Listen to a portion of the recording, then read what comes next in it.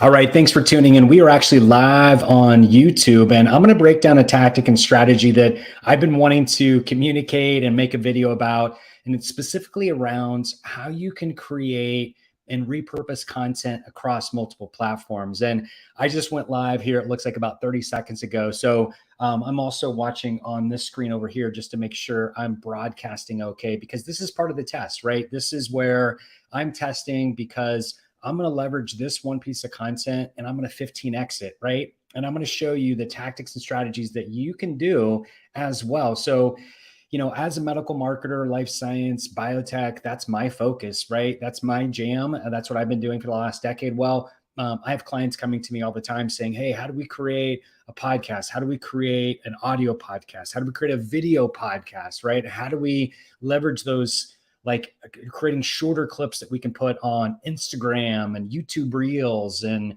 YouTube Shorts, obviously. And so what I'm going to do in this episode is really break down a tactic where you can do that. And with the advent of AI, well, it makes things a lot easier. So I'm going to talk about specifically one AI tool that I leverage specifically to help me be my trusty sidekick and crank out a lot of different versions, because I'm recording this right now and obviously we're live, but it's obviously a horizontal format. And when you go to Instagram Reels and you go to YouTube Shorts, well, we all know that that's a vertical environment. So what can you use? And so I'm going to get into and talk about that AI tool I leverage as well.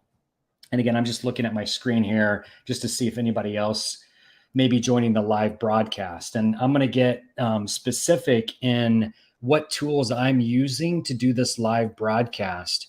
And then the tool that I'm using, I'm going to also leverage for creating a better version afterwards. So meaning like this is a live version, right? I'm going to be able to save this onto my machine and be able to do some editing if I want to, right? To create another piece of content, right? This is the first piece of content. So again, I'm just kind of buying some time here just to see, again, if anybody's going to join the party here. I need to turn this down.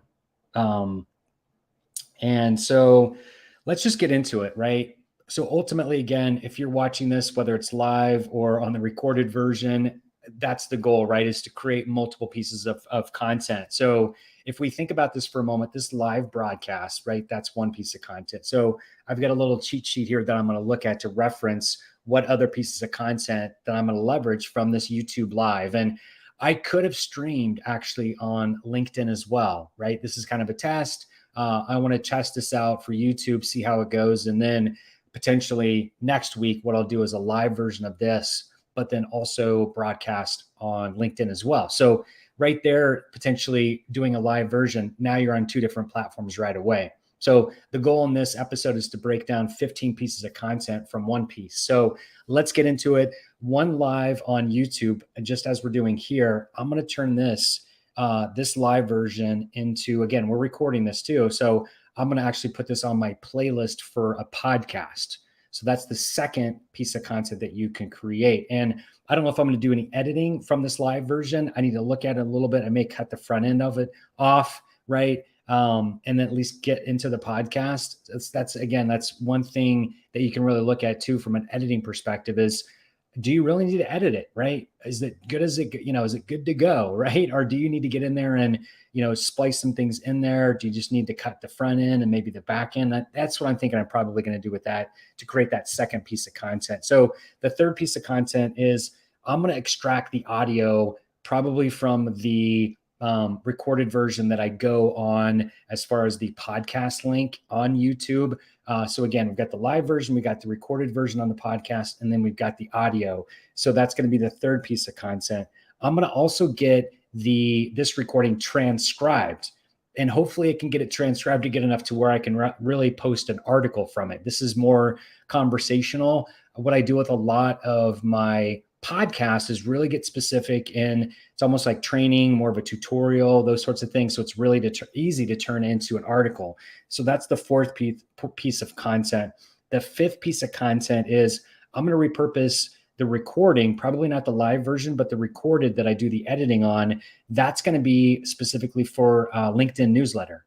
I can also turn that into a LinkedIn post, right? So think about it for a moment there. So you've got LinkedIn, you've got, hopefully you're doing a newsletter. If you're not, I'll include an example of my newsletter that I crank out. It's like a monthly newsletter, but there's formats to that. There's like sections to that newsletter. So one of the sections is about leveraging, content, reaching niche HCPs. Well, this piece of content can go in there, right?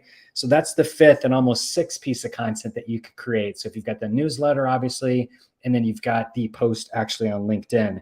Where we go from there is really leveraging an AI tool. I'm going to drop this in the description below and the notes, but the AI tool I use, it's called Opus Clip.